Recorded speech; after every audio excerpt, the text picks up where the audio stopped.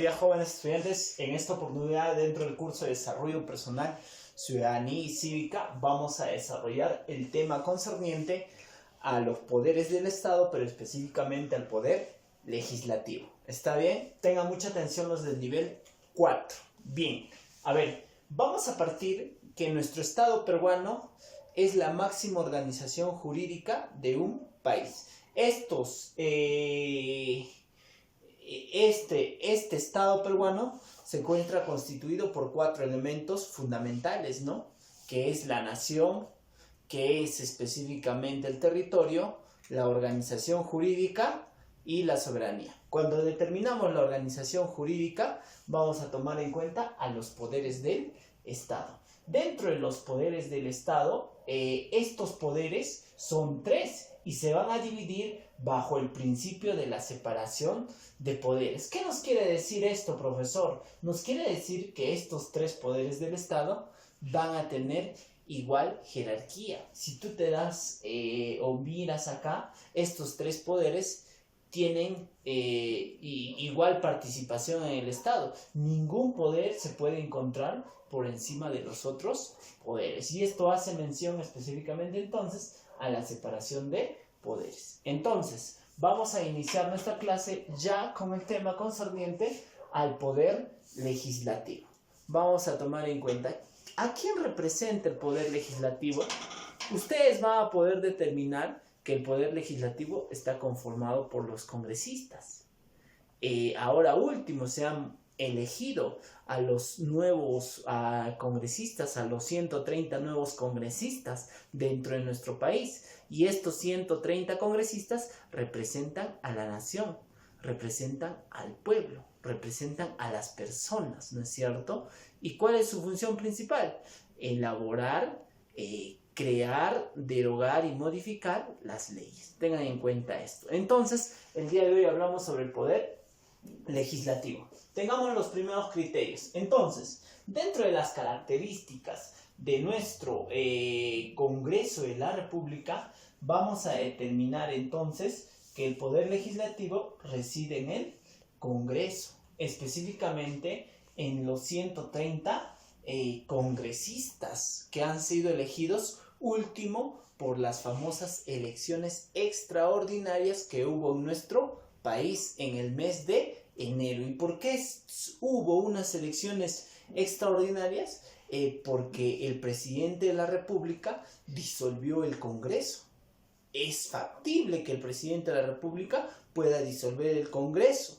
Y esto hace a que se convoque a estas elecciones extraordinarias. Entonces tengan en cuenta, mira todos estos criterios. Y ahora ya se tiene estos 130 congresistas que conforman o que constan de una sola cámara, ¿no? Nosotros somos unicamerales. En esa sola cámara se van a encontrar los 130 congresistas y se van a elegir de los gobiernos regionales o de los departamentos, se van a elegir de acuerdo a la cantidad de población a estos congresistas. Un dato, en el departamento de Junín, por el departamento de Junín se eligen a 5 congresistas y ellos nos van a representar a nosotros en la derogación, en la modificación o en la creación de las leyes. Otra de las características, que estos congresistas, como te hago mención, son elegidos mediante elecciones. Ya sabes específicamente, las últimas elecciones congresales que se realizó fue el 26 de enero, ¿no? Y solamente tuvimos que elegir a los congresistas de cada partido político. Su mandato de estos congresistas jóvenes es por un mandato de 5 años. Profesor, pero ahora estos congresistas van a estar solamente por 1 año. Sí, porque se está completando. Se supone que su periodo es de 5 años. Las anteriores elecciones se llevaron a cabo el 2016. Su periodo es de 5 años. 17, 18, 19, 20 y 21. Se supone que el 2021 nuevamente se están convocando a elecciones presidenciales y congresales. ¿Está claro? Entonces no te olvides que su mandato es de 5 años. Pero por este año se llevaron a cabo en las elecciones extraordinarias, solamente su mandato será por 1 año. Como te hago mención, no te olvides, que estos congresistas representan a la nación, jovencitos, representan al pueblo, como se dice, ¿ya? Listo. Ellos son los encargados de llevar la voz del pueblo, como se dice, para poder crear, modificar y derogar leyes que estén a favor del pueblo o en contra del pueblo, ¿no? Escuchar, como se dice, sus pedidos. Su mandato es irrenunciable, ¿no? Nos dice que los congresistas no pueden renunciar a su cargo, ¿no? Entonces determinemos dentro de estos aspectos. Muy bien, jovencitos. Ahora vamos a proseguir en esta parte número 2 que nos habla específicamente sobre los requisitos. ¿Está claro? Listo. Dentro de los requisitos vamos a determinar que se encuentran 3 requisitos fundamentales. Uno de ellos es ser peruano de nacimiento. Para ser congresista se requiere ser peruano de nacimiento, ¿no? Haber nacido en el territorio peruano. 2, haber cumplido específicamente 25 años. Si tú no tienes estos 25 años cumplidos, no podría ser por la edad. Y 3, gozar de derecho de sufragio, específicamente a que tú asistas a las elecciones, ¿no? Que seas un ciudadano, como se dice, en ejercicio, que cumple sus responsabilidades políticas.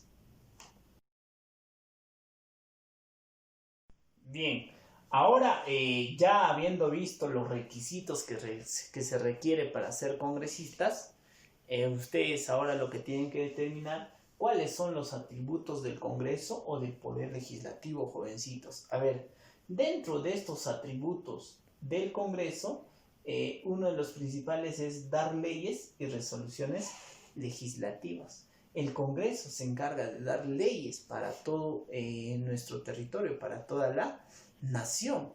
En estos últimos días, es más, se han aprobado algunas leyes, como es el retiro de los aportantes de la ONP por esta circunstancia que estamos atravesando, de las AFPs, ¿no? Ya las personas han podido retirar específicamente el total o el 25% de sus aportes, las personas que contribuyen a las famosas AFPs, ¿no? A la Asociación de Fondo de Pensiones de manera privada. ¿Y quién aprobó esa ley? Aprobó específicamente el Congreso, ¿no? Dentro de ello, ¿quiénes son los encargados? El Pleno del Congreso. Entonces no nos olvidemos que se encarga de dar leyes y resoluciones legislativas. 2, nos dice interpretar, modificar y derogar las leyes.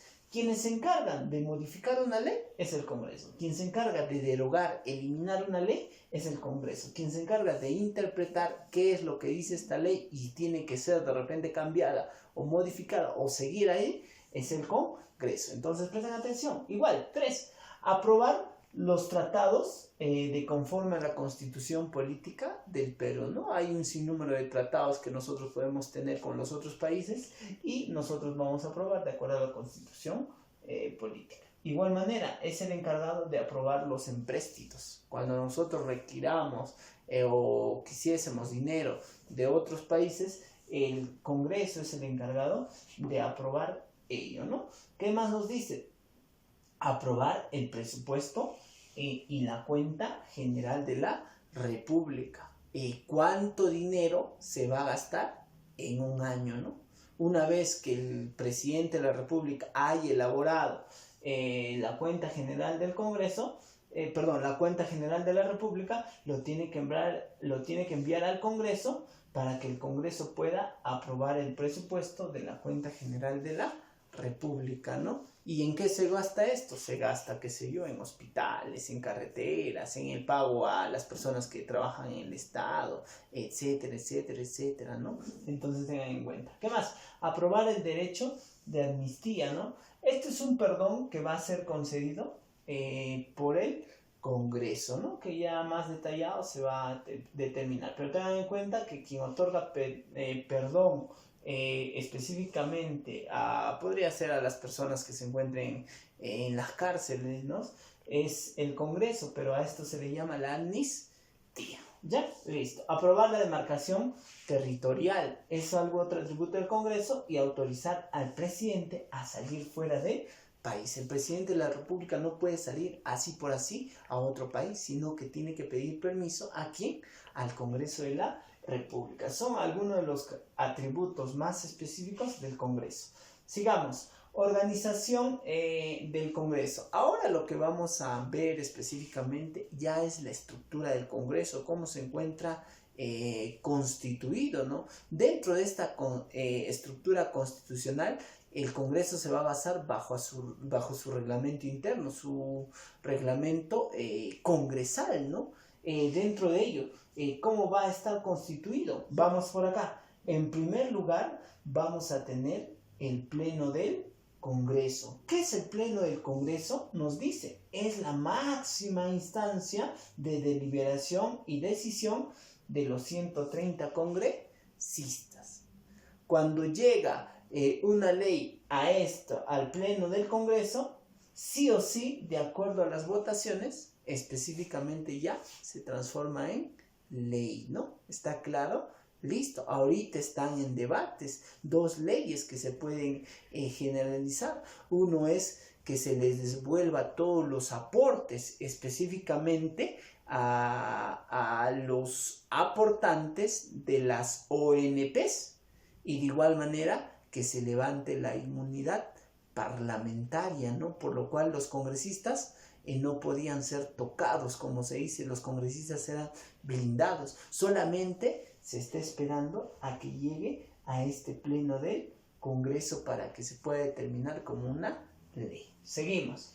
Dentro de esto vamos a tener que dentro del Pleno del Congreso se va a dividir en dos: las legislaturas ordinarias y las legislaturas extraordinarias. Dentro de las legislaturas ordinarias es convocado por el presidente del Congreso, que se desarrolla dos legislaturas, o sea, como te quiero decir, dos periodos, ¿no? Un primer periodo inicia de enero a prácticamente julio y el otro empieza a inicios de agosto hasta diciembre, ¿no? Y en todos estos procesos, como te hago mención, se van a llevar específicamente un sinnúmero de leyes al Pleno del Congreso. Y obviamente podría haber una legislatura extraordinaria, pero es convocado por el presidente de la República, que es el que convocó en esa legislatura para poder disolver el Congreso, ¿no? Listo. De igual manera, tenemos la mesa directiva que se encarga de dirigir las legislaciones del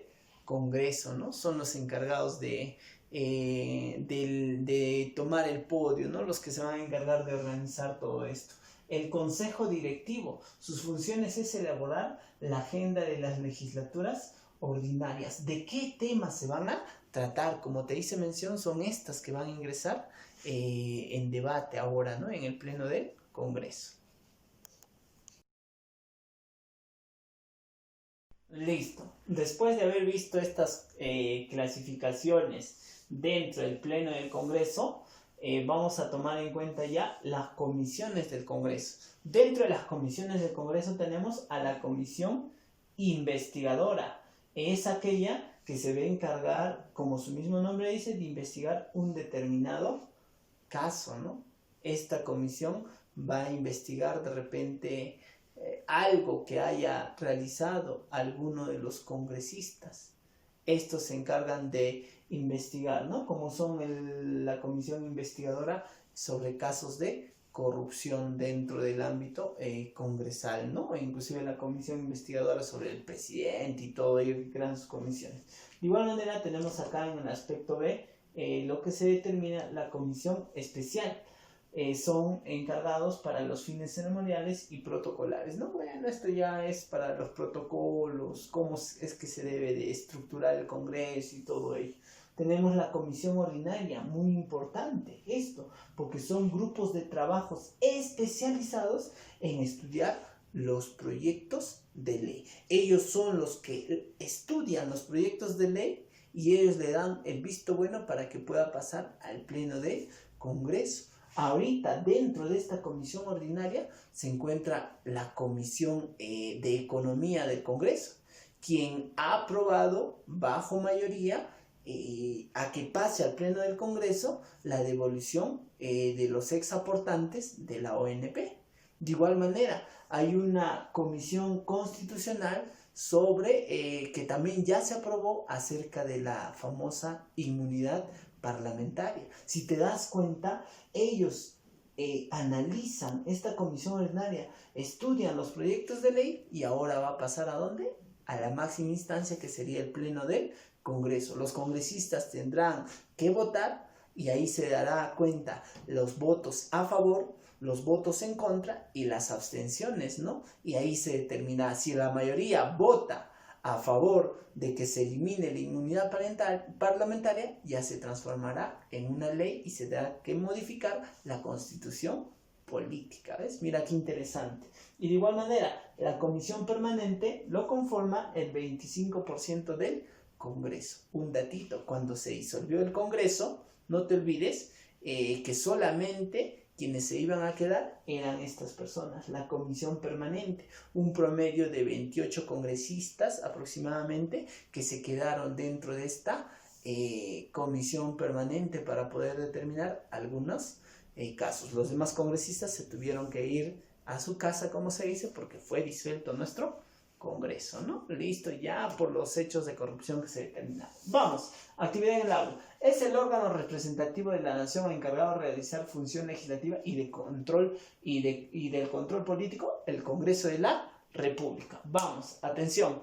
La petición para que se levante la inmunidad parlamentaria y se autorice a trámite un proceso penal en contra de un congresista es formulado específicamente por la comisión permanente, ¿ya? Ellos son los encargados de determinar cuando hay un proceso penal, ¿no? Como varios congresistas que han sucedido. 5. La mesa directiva del Congreso está conformado por el presidente del Congreso y 3 vicepresidentes y tienen a su cargo la dirección de administrar el Congreso. 7. Las proposiciones de la ley de los ciudadanos deben de ir acompañados por las firmas de por lo menos 0,3 de la población electoral y una resolución expedida por la Oficina Nacional de Procesos Electorales, ¿no? Cuando la ciudadanía quiere específicamente proposiciones de ley. 9. Los ministros, viceministros o autoridades regionales no pueden ser congresistas si no han dejado su cargo 6 meses antes de las elecciones, ¿no? Si tú dejas 6 meses antes,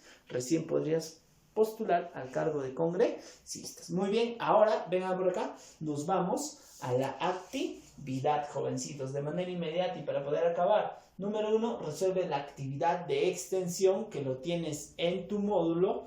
Esas preguntitas lo tienes que hacer de manera adecuada, responder esas preguntas. 2, resuelve los pares en tu módulo, ya que yo resuelvo los impares. Y 3, no te olvides de transcribir toda la pizarra, jovencitos, en tu cuaderno. Y de igual manera tu actividad de extensión también en tu cuaderno. Y obviamente tendrás que enviar tus respectivas evidencias. Hasta la próxima.